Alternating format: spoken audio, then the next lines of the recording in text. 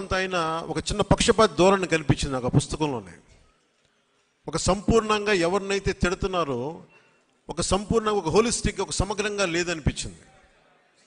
So ఇలాంటి సందర్భాలు నేను ఎన్నో చూశాను, చదివాను పుస్తకాల్లో. కానీ విధ్వంసం పుస్తకం చదువుతుంటే మటుకు అసలు ఆయన చాలా ఎక్కడ కూడా ఒక పక్షపాతి ధోరణి లేకుండా ఒక నిజమైన జర్నలిస్ట్ ఎలా రాస్తే సమాజానికి ఉపయోగపడుతుందో అంత గొప్పగా రాశారు ఈ పుస్తకాన్ని. ఈరోజు ప్రత్యేకించి పార్టీ కార్యక్రమాలు ఉన్నా,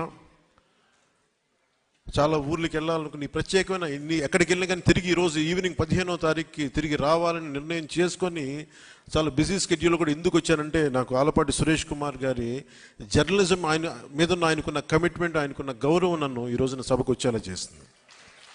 ఈ విధ్వంసం పుస్తకం ఇందులో చాలా భాగం ఏదో నేను ఒక అతిథిగా రాలేదు.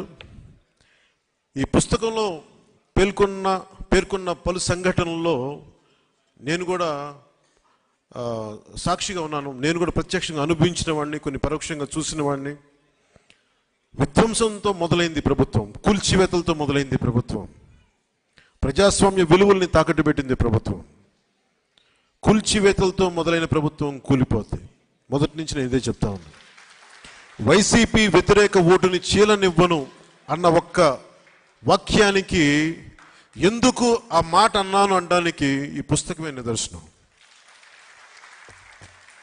ఎందుకు ప్రతిపక్షాలన్నీ కలిసి రావాలి, ఓటు అనేది ఎందుకు చీలకూడదు, ఎందుకు ఆంధ్రప్రదేశ్కి చాలా అవసరం.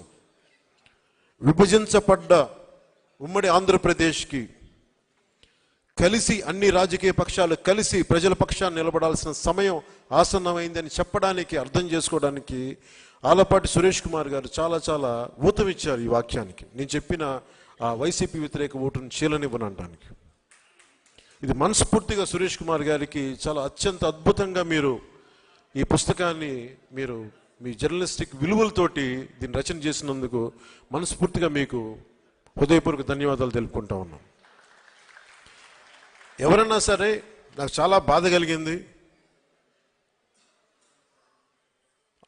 ఎలక్షన్లు అయిన వెంటనే ముందు కూల్చివేతలతో మొదలైతే అమరావతి రైతాంగం మీద, రైతుల మీద దాడి జరిగినప్పుడు నాకు ఒక్కొక్కళ్ళు మా జనసేన పార్టీ ఆఫీస్కి వచ్చి వాళ్ళ దెబ్బలు చూపిస్తూ ఉంటే గుండె కరిగిపోయింది, గుండె చెదిరిపోయింది ఆ బాధకి. ఆడపడుచుల మీద ఎన్ని రకాలుగా అగాయిత్యాలు చేసి పోలీసుల హై హ్యాండెడ్ బిహేవియర్ చాలా బాధ కలిగించింది. ఈరోజు మన ఎన్నికలు వచ్చేసి మనం ధైర్యంగా ఉన్నాం. కానీ మీరు ఊహించుకోండి, 2019 నుంచి ఈ రోజు దాకా ఒక సుదీర్ఘమైన కాలం. అది అసలు కాలం తెములుద్దా అనిపించేది. వీరి దాష్టీకానికి అసలు మనం తట్టుకోగలమా అనిపించేది. ఇలాంటి ప్రతి చోట ప్రతి ఒక్కరూ అనుభవించిన బాధని ఈయన ఇన్ని 700 పేజీలు పైచిలుకున్న ఈ పుస్తకంలో ప్రతి సంఘటనని చాలా అందంగా దీన్ని తీసుకొచ్చారు, ఉదహరించారు. ఈ పుస్తకం భారతదేశానికే, ముఖ్యంగా ప్రతి పాలకులకు కూడా ఒక హెచ్చరిక లాంటిది. భవిష్యత్తులో మనం ఎలా ఉండకూడదని చెప్పడమే ఈ పుస్తకం తెలియజేస్తూ ఉంది. ఒక నిజమైన జర్నలిస్ట్, ప్రజాక్షేమాన్ని ప్రజాస్వామ్యాన్ని ఆకాంక్షించే జర్నలిస్ట్ రాస్తే అది ఎంత బలంగా ఉంటుందో ఈ పుస్తకం చాలా అద్భుతంగా తెలియజేస్తుంది. ఇలాంటి పుస్తకం ఆలపాటి సురేష్ కుమార్ గారికి కూడా ఇది భవిష్యత్తులో దీన్ని ఒక టచ్ స్టోన్, ఒక గీట్రాయిలా తీసుకుంటారు. ప్రతి జనసేన అయితే ఖచ్చితంగా తీసుకుంటుంది. జనసేన తరఫున మాటిస్తూ ఉన్నాను. ప్రజలకు ఎలాంటి ఇబ్బంది కలగకుండా ప్రజాక్షేమాన్ని కాంక్షించే ఒక వ్యవస్థలో భాగస్వామ్యం తీసుకొని ప్రజాస్వామ్యాన్ని బలోపేతం చేస్తామని మనస్ఫూర్తిగా మీ అందరికీ తెలియజేసుకుంటూ, నాకు ఇలాంటి అవకాశాన్ని ఇచ్చిన ఆలపాటి సురేష్ కుమార్ గారికి, అలాగే సభాధ్యక్షులు శ్రీ పివి రామారావు గారికి, ఆర్వి రామారావు గారికి ఒకే ఒక మాట చెప్పి కొన్ని 2 వాక్యాలు చెప్పి ముగిస్తాను.